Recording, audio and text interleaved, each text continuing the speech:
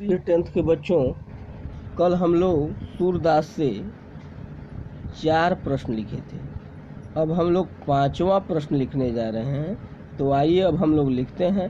5वां प्रश्न है, मर्याद न लही के माध्यम से कौन सी मर्यादा न रहने की बात की जा रही है। मर्याद न लही के माध्यम से कौन सी मर्यादा न रहने की बात की जा रही है। अब 5वां प्रश्न का आप उत्तर लिखिए।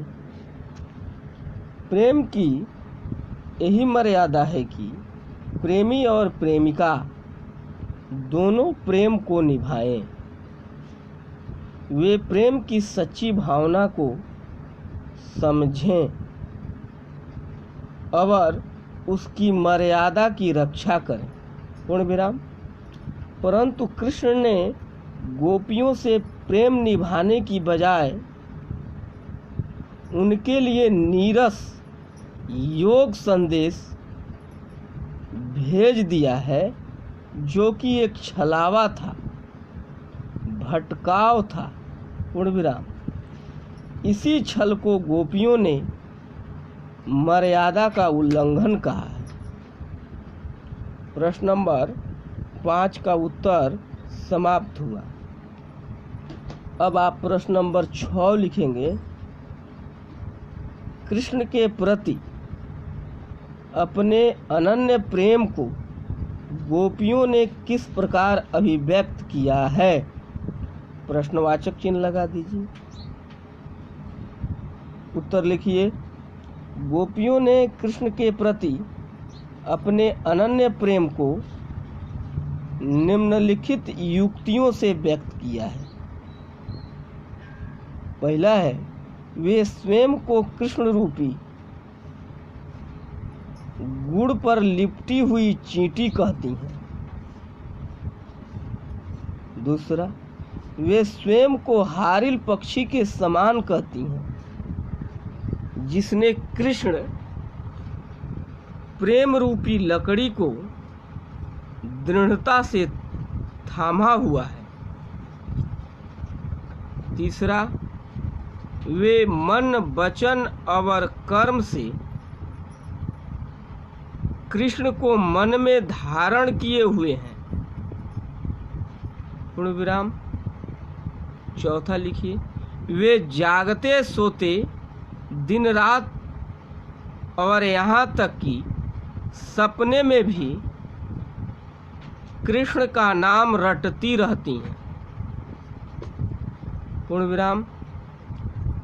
5वां लिखिए, वे कृष्ण से दूर ले जाने वाले योग संदेश को सुनते ही व्यथित हो उठती हैं। प्रश्न नंबर 6 का उत्तर समाप्त हुआ। अब प्रश्न नंबर 7 लिखिए। गोपियों ने उद्धव से योग की शिक्षा कैसे लोगों को देने की बात कही है। उत्तर आप लिखिए।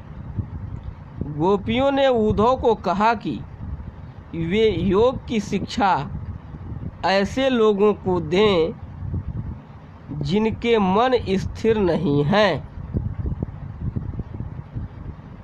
जिनके मन में कृष्ण के प्रति सच्चा प्रेम नहीं है।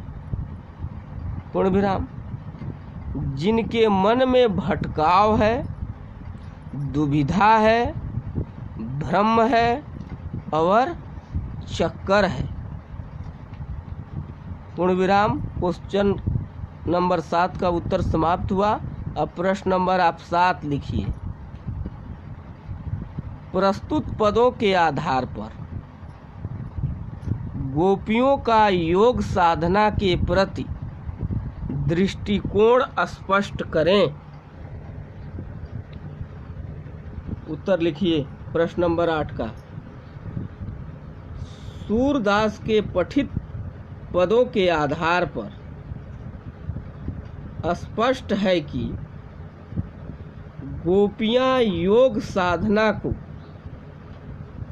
नीरस, व्यर्थ और अवांछित मानती हैं।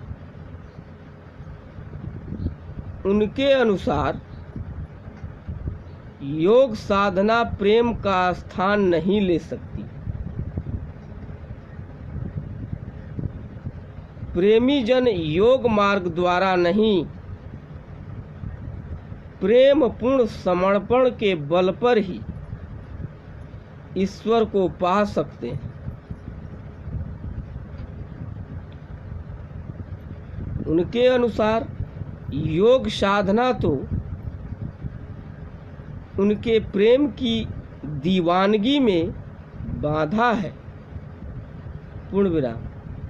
यह उन्हें उनके कृष्ण से दूर ले जाती है। पूर्ण विराम। इसलिए योग का नाम सुनते ही उनकी विरह ज्वाला और अधिक भड़क उठती है। उन्हें योग साधना एक बला प्रतीत होती है। प्रश्न नंबर 8 का उत्तर भी समाप्त हुआ।